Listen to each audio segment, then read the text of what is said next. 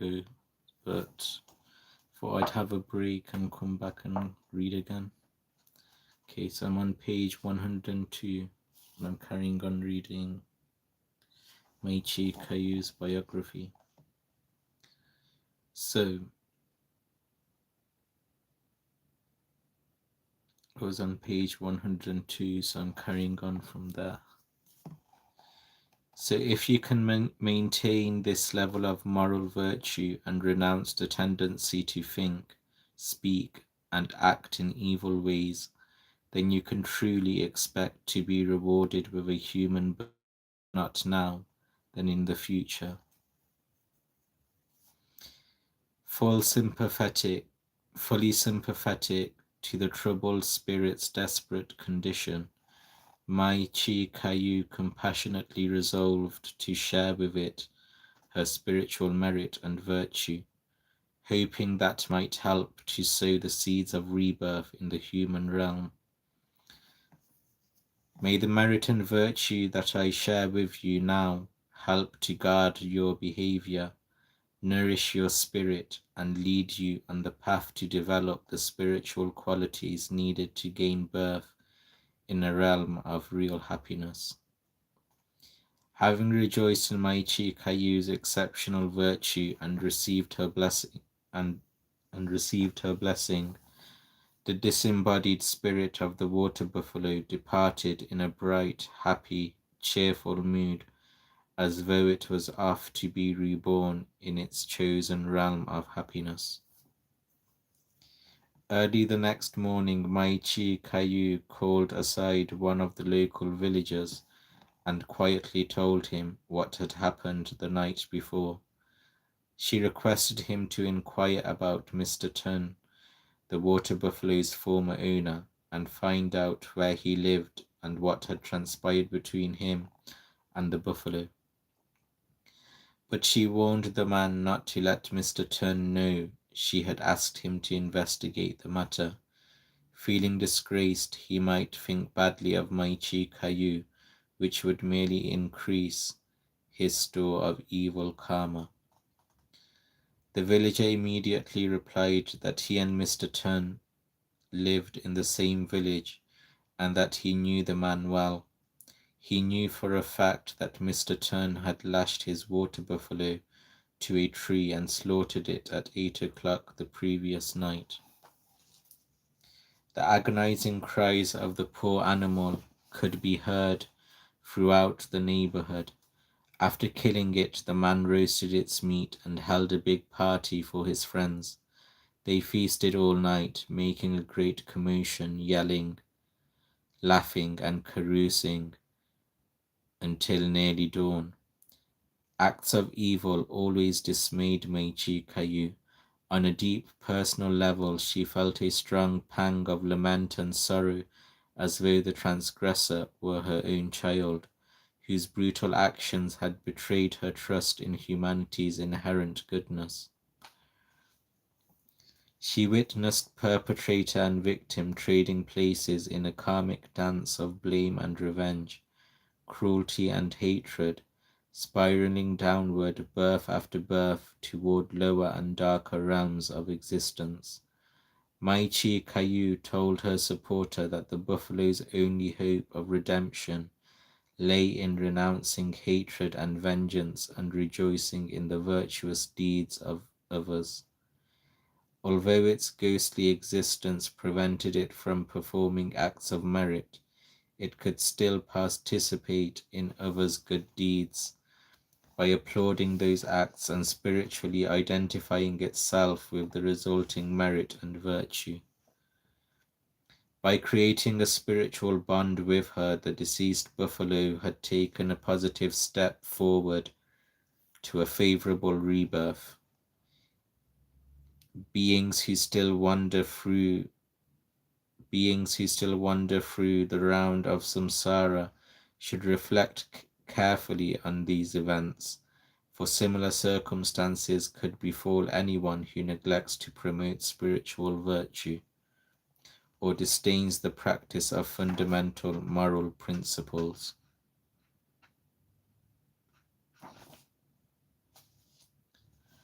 Don't just eat and sleep like a common animal. Make sure you remain disenchanted with worldly life and have a healthy fear of future birth. Don't just sit around idly, keeping vigil over the smouldering embers of your life. The wild boar. Chee kaew communicated with non-physical beings using the non-verbal language of the heart, the common language shared by all sentient beings. A non-physical being's flow of consciousness infuses thoughts and emotions with meaning and intent. Just as the style and content of verbal expressions are determined by the flow of human consciousness, each current of thought that issues from a conscious flow is attuned to a specific meaning and purpose, and thus communicates a clear and unmistakable message.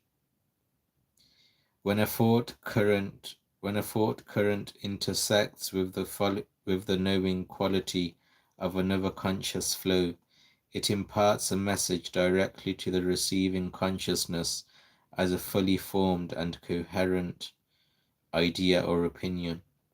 Using direct non-verbal dialogue, chee kaew questioned her non-physical visitors, inquiring about their histories and listening to their stories.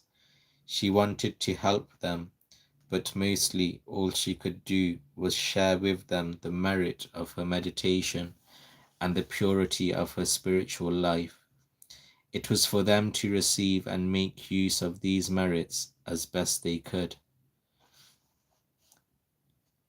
An even more bizarre incident than her communication with the water buffalo occurred when the disembodied consciousness of a slain wild boar appeared as a samadhi image in chee kaew's meditation.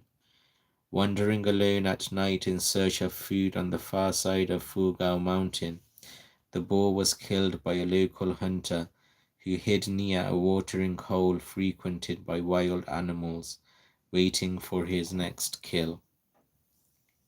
In the early hours before dawn, a ghostly image of the wild boar arose spontaneously in chee kaew's visual field.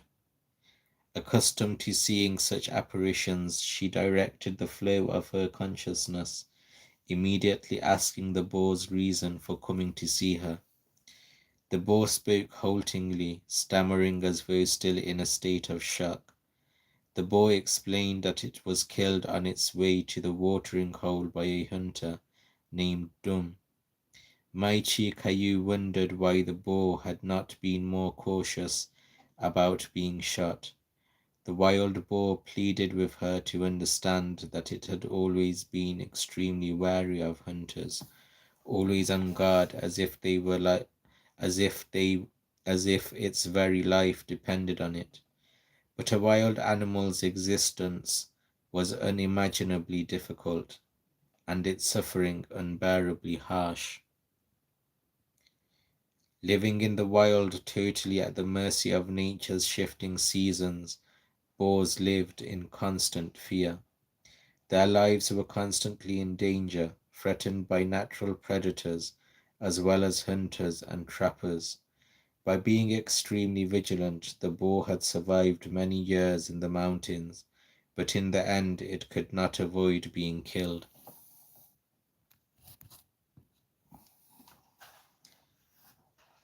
The wild boar told chee kaew that it was terrified of being reborn as a wild animal, enduring a life of unbelievable pain and suffering, a life of persistent fear and distrust. A boar could never relax nor find peace. Fearful that it could not avoid another animal birth, the boar came to chee kaew to beg for a share of her spiritual merit and virtue to boost its chances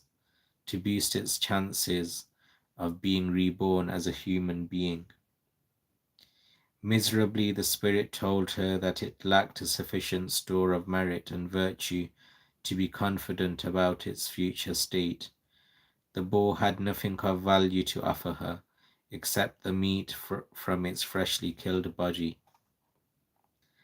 Thus it implored her to kindly eat some of its meat, so that she might gain the bodily strength required to maintain her exemplary spiritual lifestyle. At the same time, this would allow the boar to make merit. Eagerly the wild boar informed Maichi Kayu that the next morning the hunter's family would bring meat from its carcass as an offering to the monastery. The boar begged her to eat it, hoping that this act of generosity would bring enough merit for it to be reborn as a human being. The boar wished to offer her the choicest cuts of meat from its body. However, people are greedy by nature, so it feared the hunter's family would keep the best parts for themselves and leave only the lower quality meat as its offering to Maichi Kayu. Maichi Kayu was fascinated by her visitor's request. In many years of meditation, she had never come across an instance where the consciousness of a dead animal attempted to make merit by offering the meat from its own body. Feeling profound sympathy for its hapless plight, while radiating loving kindness, she silently acknowledged the charitable intention. She inspired the wild boar with the virtues of generosity, instilling a feeling of pride in doing good deeds. As with so many beings of the lower realms, she emphasized the benefits of the five moral precepts as the basis of a human birth, and encouraged the boar to adopt them as training rules for disciplining body, speech, and mind. She resolved to share the fruits of her spiritual virtue in the hope that the boar might be reborn as it wished. Satisfied with Meichi Kayu's assurances and buoyed by her blessings, the boar respectfully took leave and went its way. Next morning after sunrise, Meichi Kayu met the monks and nuns at the main sala and quietly related this bizarre incident. She described the wild boar's story in detail so that they would fully understand the situation and accept the meat out of compassion for the slain animal if the hunter's family were to bring the boar meat later that morning. She urged everyone to eat the meat as a way to honor the animal's generous intentions and hopefully to help its consciousness find rebirth as a human being. Later that morning, the wife of Mr. Dum, the hunter, arrived with some roasted boar meat, which she respectfully offered to Ajahn Ham Fan and the monks. When they questioned her about the origin of the meat, her answer confirmed everything that Meichi Kayu heard from the wild boar, down to the smallest details. The monks and nuns all partook of the offered meat, hoping that in some way their act of compassion would ease the burden of suffering carried by that unfortunate creature. Maichi Kayu learned about death and rebirth and the craving that connects the two, linking lives in an endless continuum of pain and suffering.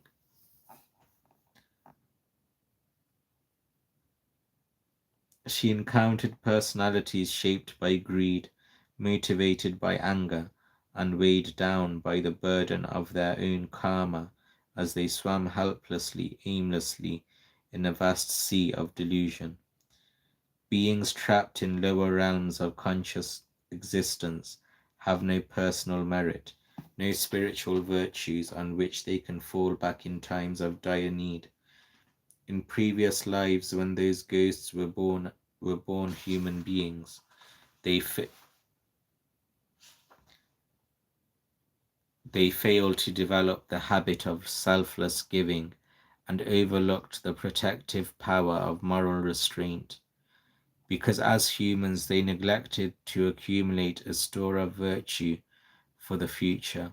Upon death, their consciousness plunged into a realm of darkness where it was nearly impossible to generate virtue. Having no recourse to merit of their own making, ghosts and other errant spirits depend on others for salvation. Should virtuous people of the human realm fail to assist them by consciously sharing the merit the merit they make through acts of body, speech, and mind, ghosts are left completely destitute, with no means to move on to a favorable rebirth. They must wait, enduring the miserable condition their actions have produced, until the karmic repercussions of their evil deeds or of their negligent disdain have been exhausted. To Meichi Kayu, ghosts resemble stray animals, roaming aimlessly through a barren, unearthly landscape, and hounded by their own spiritual poverty, with no owner to look after them.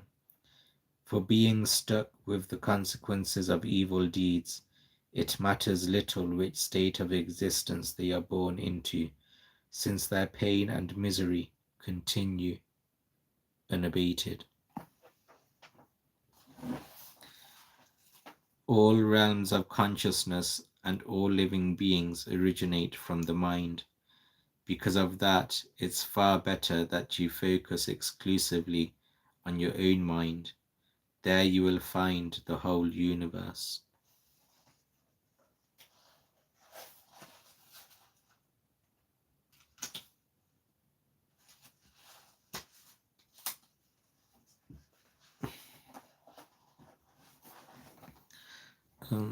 Thanks, guys. That's all for today. Peace be upon you.